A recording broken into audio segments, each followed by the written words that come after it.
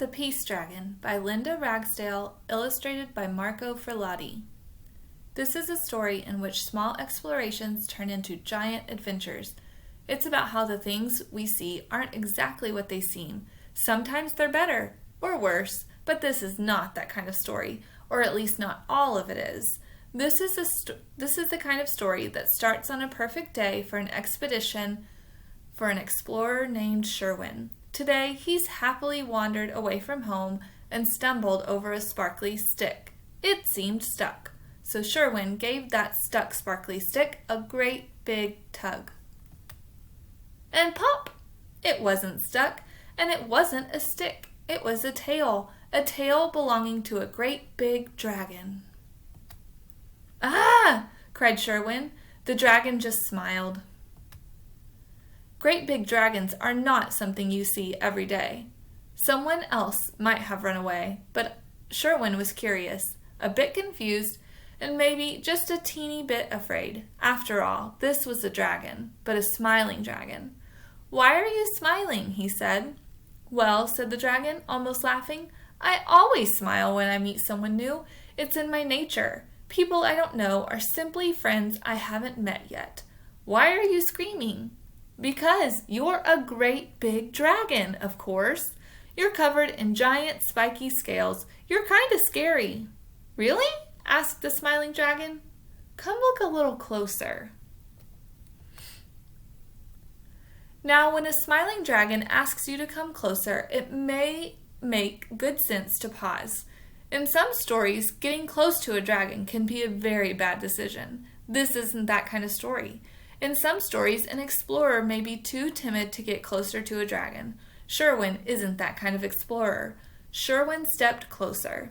"My name is Omani, and I am a peace dragon. I've devoted my life to meeting and making friends and spreading a message of peace and love. What you see as scary is actually the point of my message," she said, slipping off a scale. "It starts with taking time to see the whole picture. It's about greeting the world with open eyes and an open heart," said a stunned Sherwin. "You're covered in hearts." Sherwin looked to see if he was covered with anything interesting. He was. "I'm Sherwin," he said. "I'm covered in dirt." They laughed, and the seeds of friendship were planted. From that day forward, Sherwin and Omani set off on daily adventures, exploring every hill, field, and forest. The roots of their friendship grew deep. One day, while resting in their favorite tree, Sherwin finally asked Omani something that had been rolling around in his head for some time. I've explored just about everywhere, and I've never met a peace dragon. Where did you come from? Where do you live? Where have you been hiding?" Omani laughed. "I haven't been hiding anywhere, Sherwin, and right now I am from nowhere. I'm exploring. I've been wandering the world looking for a place to live. It's a little difficult for a dragon to find a loving home." "What? You have no home?" Sherwin was stunned. "You've got to come live in my village. You're going to love my friends."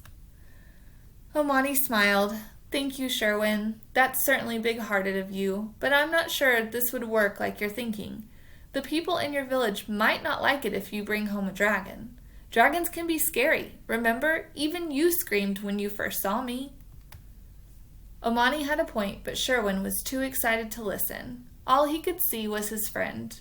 "You're not scary at all. You're a peace dragon," Sherwin said. "You're made of hearts, and so are we. You'll see. Come on."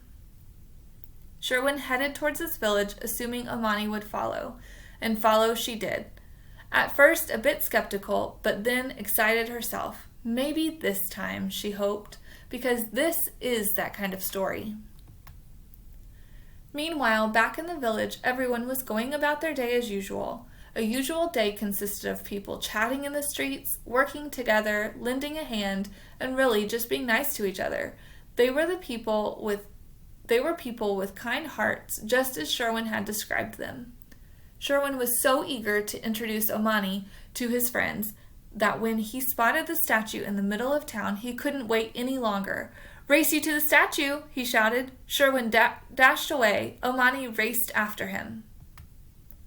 Although the villagers in Sherwin's town were really great people. When they looked up, all they saw was Sherwin being chased by a great big dragon, and the dragon was catching up. They jumped into action. The villagers quickly formed a mad, muttering mob, mashing and smashing into each other as they prepared to battle. "Sherwin, we'll save you! It's a beast! Ah! It's hideous, terrifying! Arm yourselves! Prepare to attack!" "Stop!" cried Sherwin. "Please stop!"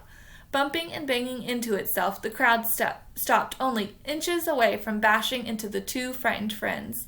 "This is my friend Omani," Sherwin explained. "She's a peace dragon." "Dragons aren't peaceful. Dragons are scary. Dragons are nasty."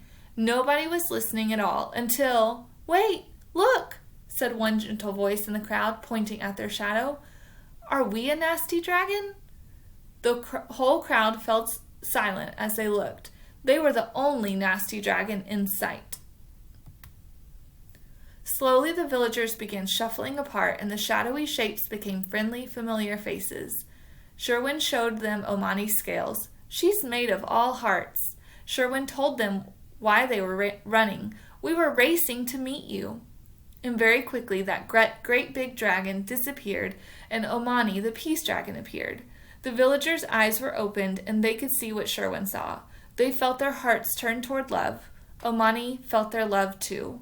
She had finally found a loving home.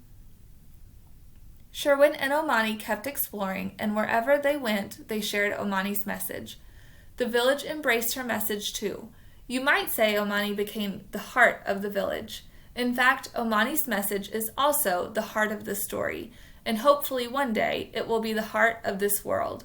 Because while things can seem strange and scary, an open heart may reveal that they are friendly and loving, and if we choose, we can all live that kind of story. Greet the world with open eyes and an open heart. Use your heart as your compass and keep your compass pointed toward love. Omani.